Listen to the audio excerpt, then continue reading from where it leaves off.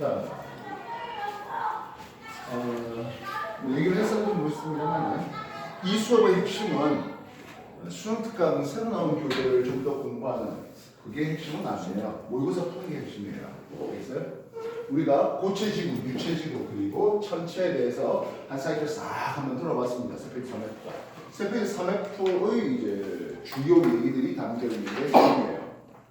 우리 이제 세페이지 3F가 담지 못한 것들이 수특이 좀 더 있어서 플러스 알파 더 하는 거라 했습니다. 일단 모의고사가 먼저 됐습니다. 아쉽게도 청라 학생들은 지난 금요일이 이제 3일짜리 걸리는 바람에 조금 이제 진도가 좀 늦고 있네요. 남들은 이제 9월도 풀고 그죠? 그렇게 하고 있는 와중에 있는데요. 2014년도에 실시합니다. 2015 학년도 6월입니다. 그래서 앞으로 이번 때 2014년도 6월 거라고 하면은 2014년도에 실시한 6월이에요. 이제 얘기했어? 그래서 여러분들 그 수업 동영상을 올려주고 한 것들 보면 출제 연도를 기준으로 항상 올립니다. 여기서 그러니까 헷갈리지 말라고요. 점수 한번 있을까요? 3번이요. 3번 성숙한 토양의 형성 과정을 나타내주고 있습니다. 우리가 토양을 아래쪽으로 쭉 내려가다 보면 기본적인 기반암이 있습니다. 이 기반암이 통화를 통해서 쪼개지는 게 모집물이 되어 있습니다.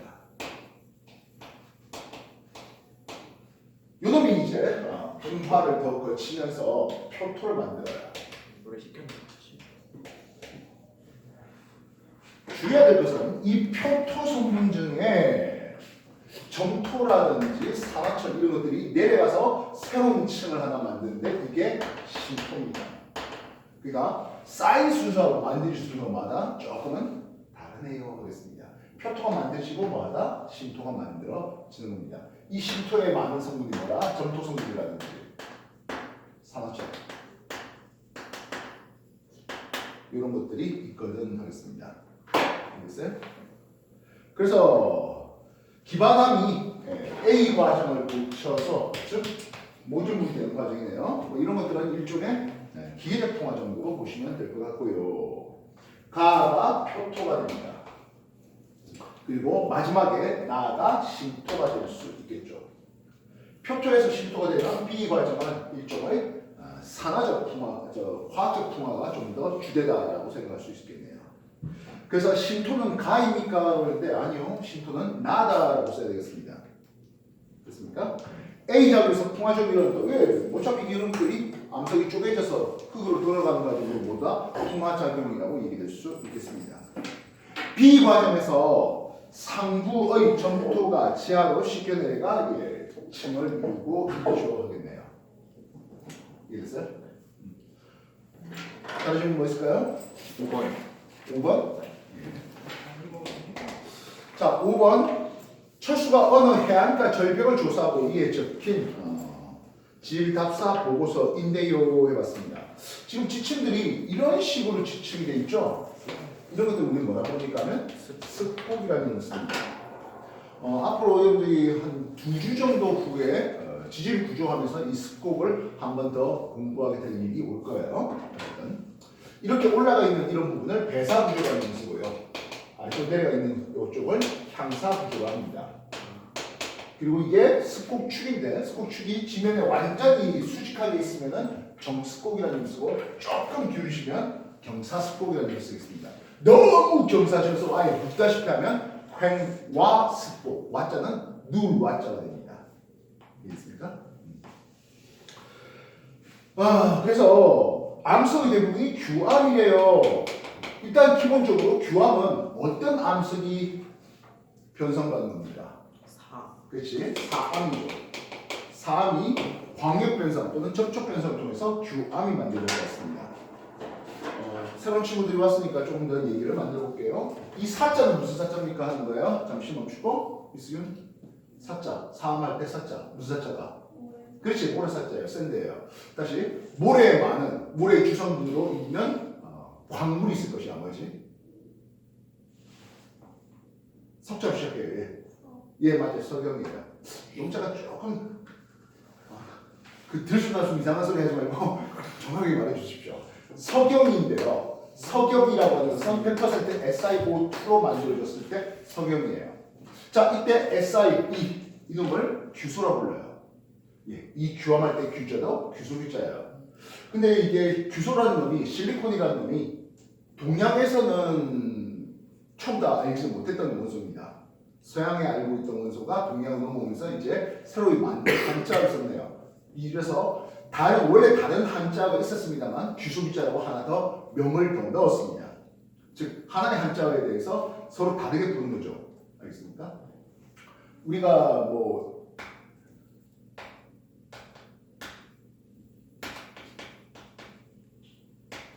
이렇게 즐거울라 뭐 그죠? 또 뭐라 그럽니까? 즐거울라 말고도 즐거울라.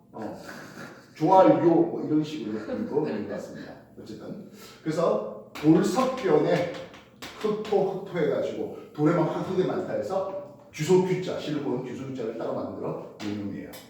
그래서 자 어쨌든 규암이었다 되는 것은 사암이 광역 변성을 받았다고 쓸 수 있겠습니다. 설마 아까 당신이 접촉 변성을 받았어도 규암이 만들어지고 광역 변성을 받아도 규암이 만들어지잖아. 근데 왜 광역 변성이라고 꿍칭할 수 있겠냐 하면 스코크 만들어졌잖아요. 이 스코크는 횡압력에 의한 그래서 광역 변성을 받았구나 라고 생각할 수 있겠습니다. 그래서 즉 사암 샌드스톤이라고 부르는데 이놈이 직접 접촉 변성 열에 의한 접촉 변성을 통해서도 규암이 만들어지고 광역 변성을 통해서도 규암이 만들어질 수 있는데 습곡이 있는 걸 보니까 이거는 광역 변성을 받았겠구나 라고 판단하는 거예요. 그 다음 스코프에 대한 스코프 구조가 있다고 하네요. 그죠? 자 이걸 두고 얘기를 해보자 했습니다. 이런 스코프를 만들려면 양쪽에서 횡압력이 만들어지거든요. 그래서 광역 변성 횡압력이 작용했구나라고 얘기할 수가 있을 것이겠습니다. 되겠습니까? 네. 예, 그리고 광역 변성 작용을 받았습니다. 규암 자체가 변성함이었습니다. A 구조는 향상 구조입니까 했어요. 지금 A를 보니까 이 부분을 A라고 삼았죠. 배상 구조입니다. 되겠습니까? 정리 다시 해주시죠. 실상 한반도의 지형들이라든지 뭐 또는 지질 구조 하나 퉁 던져놓고 이게 뭐게라는 거 또는 이게 어떻게 어떤 과정을 통해서 만들어졌게라고 하는 것들은 뭐 지구과학의 가장 단골 메뉴 중에 하나입니다. 고체지구예요, 그지? 유사 말이지만 이런 걸로 킬러 문제가 나오지는 않아요. 지구하고 킬러 문제가 없어요. 아니에요. 돌멩이가 제일 어려워요. 돌멩이가 킬러입니다. 자, 2014년도 실시했습니다. 2015학년도 6월 모의고사 풀고있는 과정인데요. 질문상 추가적으로 뭐 더 있을까요? 8번 문제 이해할 수 없습니다. 8번 문제 보겠습니다. 그림 가나는 두 나무판 사이에 모래의 물 함량에 따라 달라지는 안식각을 보았어요 하고 있습니다. 물리학적으로 먼저 설명할게요. 뭐 새로 들어온 친구도 있고 하니까 물리적으로 먼저 설명하겠습니다. 어떤 물체가 경사면에 놓여 있어요. 이 물체의 질량을 m이라고 하겠습니다. 물리적으로 먼저 설명하는 겁니다. 경사각을 세타라 해봤습니다. 이렇게 눌러가면 당연히 mg라는 중력이 있죠. 되겠어요? 그렇다면 이 힘, 하나의 힘이었으니까 두 개로 나눠볼 수 있을 것이야. 요런 힘 하나와 요런 힘 하나로 나눠보겠습니다. 즉, 요 mg라는 중력, 무게를 F1의 힘과 F2의 힘으로 나눠볼까 하겠다고요. 각도를 보니까 이놈의 각이 세타야. 이 각도 역시 세타가 되겠네요. 사인 세타 어떻게 표현할까요? 사인은 요것분의 이거 아니겠습니까? 즉 mg분의 F1이 됩니다. 즉 F1은 뭘로 쓴다? mg 사인 세타를 쓸 수 있겠습니다. 이놈은 우리가 물체를 빗면 따라 내려가게 만드는 힘입니다. 빗면 따라 내려가게 만드는 힘이라고 표현될 수 있습니다. 그럼 F2는 어떻게 쓸 수 있겠습니까? 하면 이건 코사인 세타를 통해서 계산될 수 있는데요. F2는 mg 코사인 세타가 됩니다. 얘는 물체가 빗면을 수직으로 누르는 힘이라는 이름을 쓸 수가 있는데요. 이놈과 마이너스 F2라고 한번 써볼까? 마이너스 F2. 우리가 F2는 물체가 빗면을 수직으로 누른다 했는데 마이너스 F2 작은 반대로 공개입니다. 그럼 반대로 말한다면 빗면이 물체를 수직으로 떠받치는 힘이에요. 이걸 우리는 물리학적으로 수직 항력이라는 게 있습니다. 이해했습니까? 수직 항력이라는 게 있습니다. 우리는 이 수직 항력을 보통 기호로 물리에서 라지에를 쓰는데요. 이 라지에다가 마찰계수 U를 곱하면 마찰력이 나오게 됩니다. 이해했어요? 물론 이 마찰력은 당연히도 물체가 빗면 따라 내려가는 반대 방향의 F 마찰력으로 걸리고 있습니다. 그 다음에 물체가 가만히 있어요. 가만히 있어요. 물체가 가만히 있으면 물리학적으로는 어떻게 표현할 수 있습니까 하면 그래 mg 사인 세타하고 F 마찰력마다 평형 관계에 있네. 같은 크기에 있네. 그래서 안 움직이잖아. 자, 이건 물리의 얘기였습니다. 그럼 지구과학에서 뭘 합니까 하네요. 터지니까. 물리를 하면서 여러분들 이거 힘 분해하면서 물리에서 이렇게 생각하면 안 된다 했었던 그 얘기입니다. 아, 마찰력이 더 크니까 안 내려가고 있지. 예. 지구과학에서는 이 물체에 걸리는 중력을 G로 표현하고 있습니다. 물체의 무게 G입니다. 이렇게 내려가는 것을 구동력이라는 이름을 쓰는데요. 뭐 결국엔 앞에서 썼던 F1과 같은 것이겠고 결국엔 G 사인 세타를 구동력이라는 이름을 씁니다. 뭐 빗니다 내려가는 힘이 나면 되죠. 그리고 그것을 방해하는 F 마찰력이 존재하는데요. 안 내려가잖아. 왜? 마찰력이 더 커서 안 내려가. 이렇게 지구학에서는 가르칩니다. 이해됐어요? 마찰계수 U의 G 코사인 세타가 됩니다. 그래서 안 내려가는 이유는 무엇입니까? 이게 더 큰데요. 그럼 내려가게 하려면 어떻게 되겠습니까? 하네요. 사인 세타? 사인 세타 세타각이 커질수록 커지죠. 터져요. 코사인 감소됩니다. 그래서 각을 요각 세타를 키우면은 내려갈 수 있겠구나. 이렇게 내려가는 것은 불안정하게 나오겠죠. 이해했어요? 다시 말하면 돌이 굴러 내려가는 산사태가 일어나는구나라고 할 수 있습니다. 사태가 일어나면 요각 세타를 뭐 하자? 키우면 되겠다 하겠습니다. 또 하나 방법이 있습니다. 뭘까요? 마찰력을. 그렇죠. 마찰계수 U를 줄이는 방법이 있어요. 마찰계수 U가 줄이는데요. 토양이 완전히 물 한 방울 없이 건조하면 뭐 가루가루 하니까 좀 쉽게 내려가요. 근데 여기에 물이 좀 있으면 그 물 분자가 응집력을 발휘해요. 그래서 잘 안 내려가게 돼요. 오, 그래야 하면서 그 물을 확 더 bus어.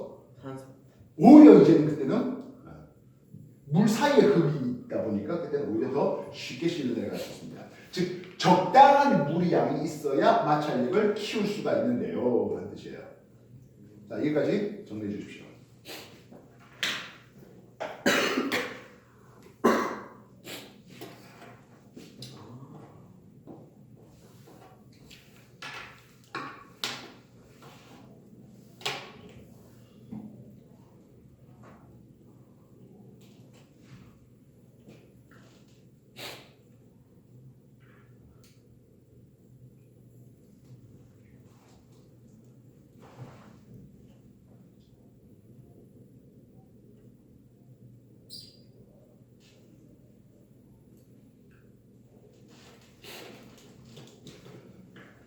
자, 여기서 용어가 나오네요. 안식각합니다. 안은 안전하다는 뜻이고 식은 깎는다는 뜻입니다. 침식할 때 그 식자입니다.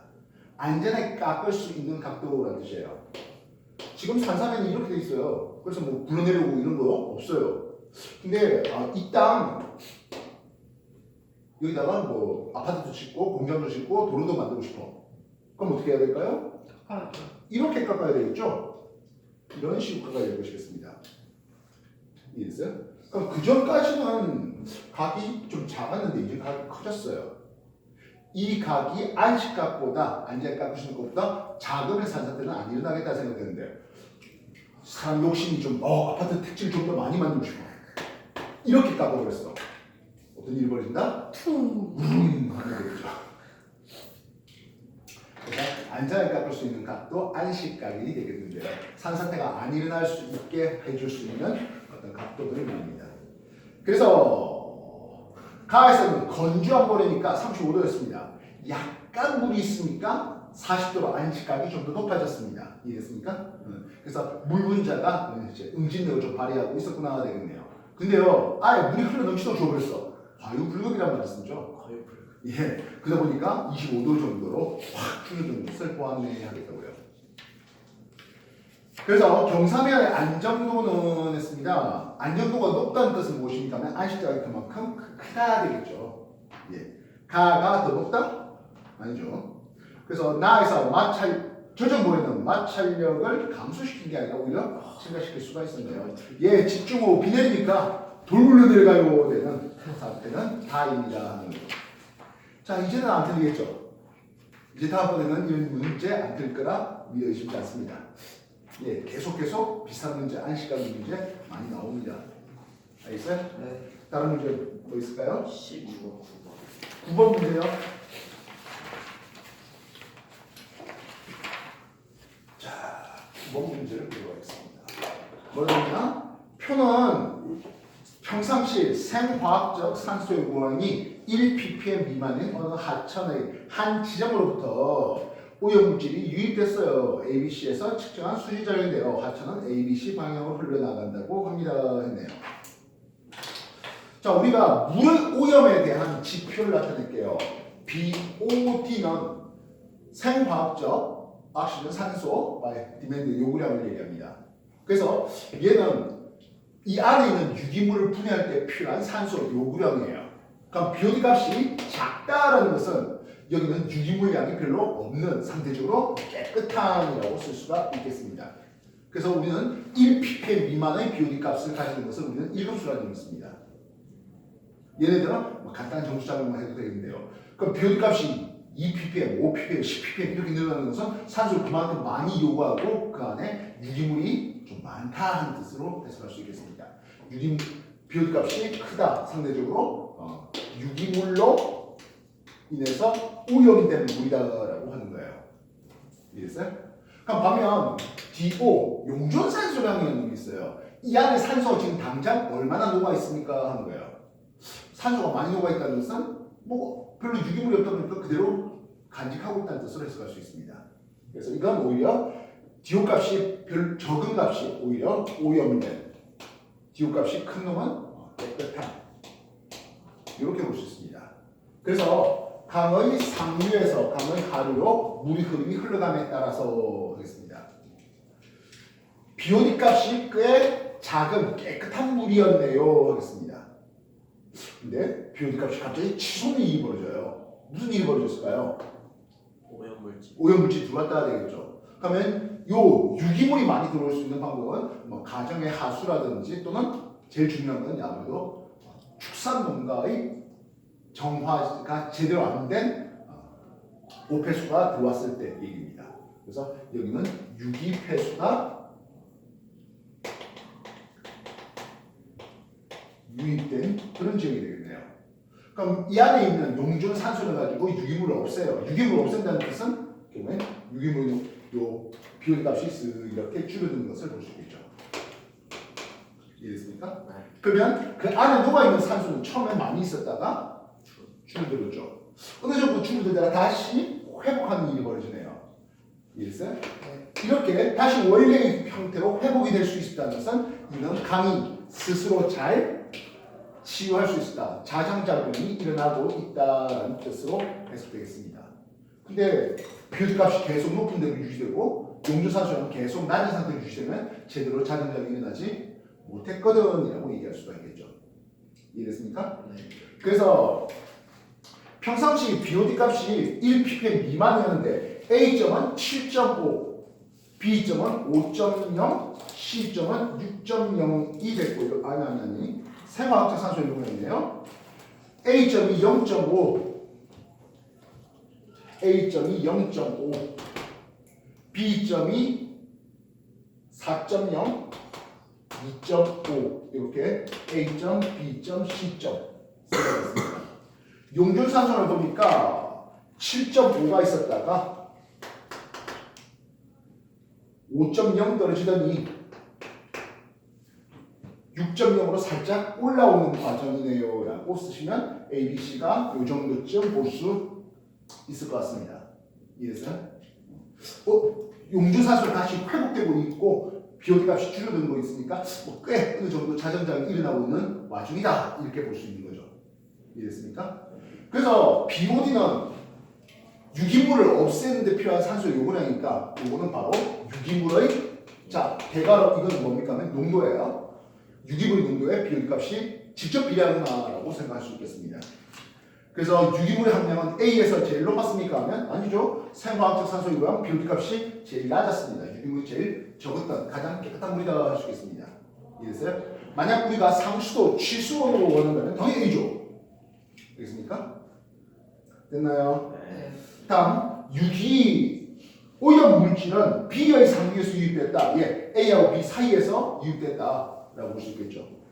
이해됐습니까? 네.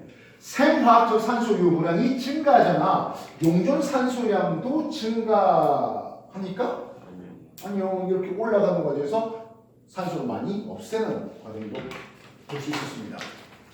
이해됐어요? 네. 자, 요거 뭐 이것도 역시 마찬가지 강의 우리가 오염에 대한 내용이니까 좀 기억해 주시면 좋겠고요. 특히 9번 문제에서 우리는 수질 오염에 대한 내용이 나오는데요. 지금 두 캠퍼스에서 좀 공부시킨 거 보니까 이 오염에 대해서 아무래도 이제 셰페이드에서 오염에 대해서 좀 제대로 나와 있지는 않았습니다. 예전 학제에서 많이 물어봤던 그런 내용이고요. 새 학제에서는 오염에 대해서는 잘 안 물어봤는데 대기 오염도 있고요, 수질 오염도 있고요, 토양 오염도 있고요, 뭐 해양 오염 이런 것들 다 있거든요. 그래서 수질 오염에 대해서 간략하게 요거 말고 하나 더 소개하겠습니다. 수질을 오염시키는 오염원으로서 정 오염원과 비정 오염원으로 구분할게요. 무슨 뜻일까요? 정 오염원은 누가 오염 물질 배출했는지 정확하게 알겠다 싶은 대표적으로 뭐 가축 축산농가라든지 그렇지? 그리고 공장이라든지 이런 놈들이죠. 그리고 얘네들 누군지 정확하게 알려니까 야 니들 폐수 이거 똑바로 안 낼래? 하면서 제재를 가하고 그렇지? 그러기가 좀 쉽겠죠. 그리고 계절의 변화가 그렇게 없어요. 여름철에는 소를 100마리 키우다가 겨울철에는 2000마리 키우고 그럴까요? 그건 아니잖아요.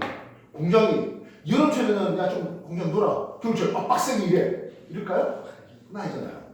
계절별 변화가 별로 없는 게 비정 오염만 그리고 누군지 지정할 수 있고 특히 오염 이런 식으로 들어왔을 때 찾아가는 거지. 축산농가 누가 이거 오염을 제대로 못했는지 그럼 벌금도 매길 수 있고 그죠. 그 다음에 비정 오염은 너무 퍼져 있어요. 누가 하는지 잘 모르겠어요. 논밭 이런 것들이죠. 이해됐어? 그래서 아이씨 왜 쓰지 말아야 될 농약 같은 게 뿌려졌는데 누가 뿌린지 알아요? 잘 모르죠. 그리고 계절의 변화가 심하죠. 되겠습니까? 우리가 농사를 짓는데 보면 비료를 뿌려야 될 때, 농약을 뿌려야 될 때 이런 것들이 계절별 또는 뭐 작황별로 이제 서로 다른 것을 볼 수 있습니다. 알겠어? 자, 또 다시 좀 해볼까요? 12번 문제요.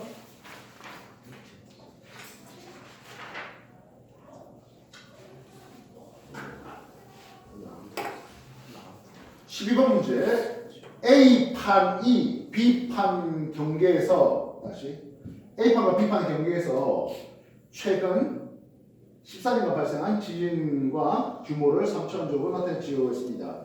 기업 미연선은 판의 경계면과 지평이 만나는 선이네요 했어요. 우리가 판의 경계 중에서 이렇게 유라시아판이 다시 태평양판이 태평양판은 해양판입니다. 이렇게 유라시아판 밑으로 들어올 때 하겠습니다. 섭입될 때 하네요. 여기가 뭐가 됩니까 하면 해구예요. 여기가 일본 해구입니다. 그러면서 해구 가까운 우선 여기서는 천발진입니다. 해구에서 대륙 쪽으로 갈수록 진원 깊이가 점점점 깊어지게 되는데요.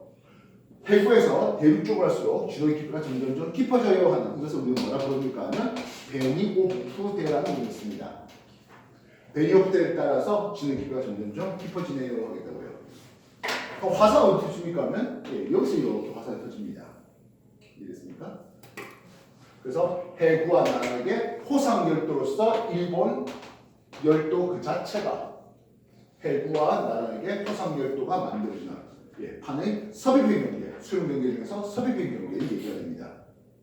그래서 이쪽에 천발지름부터 신발지름까지 일어나는 것을 볼 수가 있는데요. 그래서 B판이 A판 밑으로 이렇게 들어오는 과정이죠. 그 다음 B판이 A판 밑으로 들어오는 과정이 됩니다. 그래서 기억 미원은 수용경계의 해구가 발달하겠습니다. 미도는 A가 됩니까? 아니죠. 유라시판 A가 되겠네요. A가 미도가 더 작았습니다.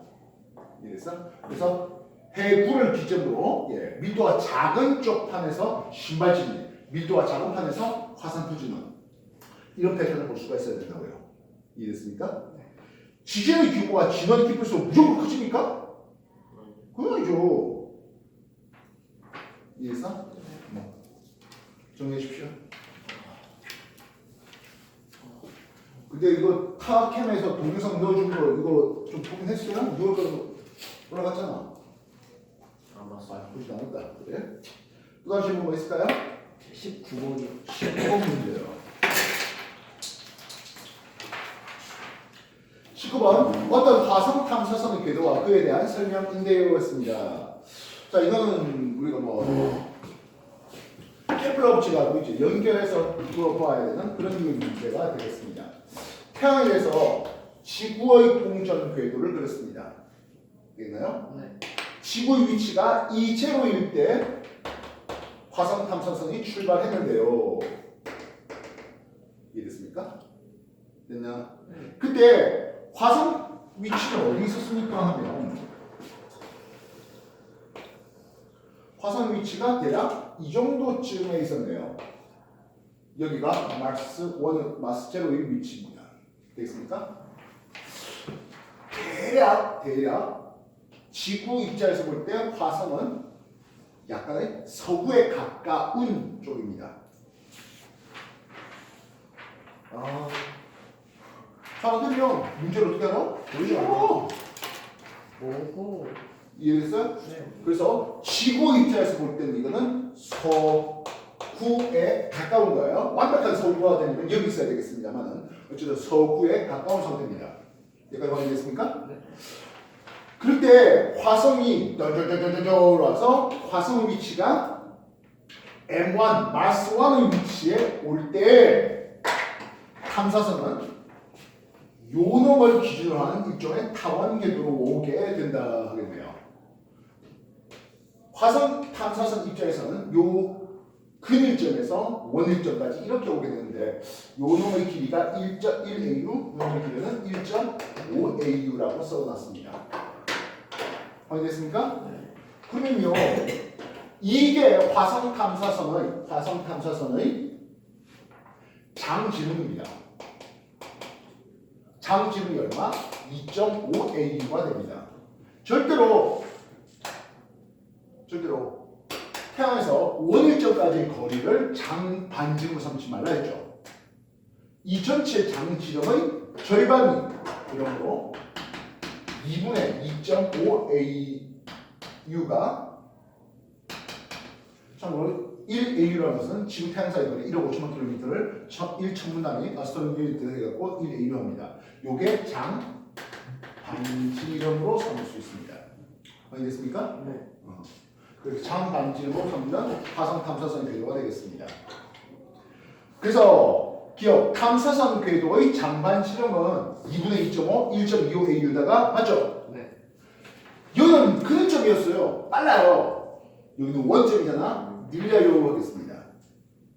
예, 그래서 화성 탐사선 이렇게 오는 동안에는 속력이 느려지고 있었어요 하겠습니다. 되겠나요? 네. 탐사선이 화성에 도착할 때 화성은 합의 위치에 있습니까 해요. 지구가 이전 위치에 그냥 그대로 있었다면 합의 방향이겠죠. 아, 지구도 공전. 지구도 해로 움직여야 될 거 아니야. 이해됐어요? 네. 그때 몇 달 후에 8달이 지나라 했잖아. 8달이 지났어요. 8달이. 이 제곱가 여기까지 오면 6달이 되겠고 여기 오면 9달이 되겠죠. 그러면 이완의 위치는 이 정도가 이완의 위치가 되겠죠. 자, 그렇다면 이완의 위치에서 마스원을 보겠습니다. 대략 뭐라 보입니까? 동구죠. 이해됐어? 되겠나? 네. 그러면 서구 방향 쪽에 있던 화성이 이완의 위치 볼 때 마스원은 동구 방향 쪽이 됩니다. 태양에 대해서 지구 위치를 놓고 화성을 볼 때 여기가 합, 이쪽을 충, 서, 예, 여기가 동구와 서구를 쓰는데요. 저번에도 얘기했지만 분명히 화성은 반시계 반을 공전해요. 그러나 지구가 더 빨리 돌아. 그래서 위상의 변화는 시계 반을 변화된다 했습니다. 서구에서 동구 가는 과정에 뭘 지난다고요? 충을 지나요. 즉 지구가 이렇게 오고 화성도 이런 식으로 오면서 이렇게 만날 일이 있겠죠. 충을 지날 때가 있습니다. 그 말은 이 기간 동안 이 기간 동안 저거래 리얼 이 기간 동안 화성은 충의 위치를 지나면서 역행한 적이 있다. OX. 오. 당연하죠. 맞지? 이해됐어?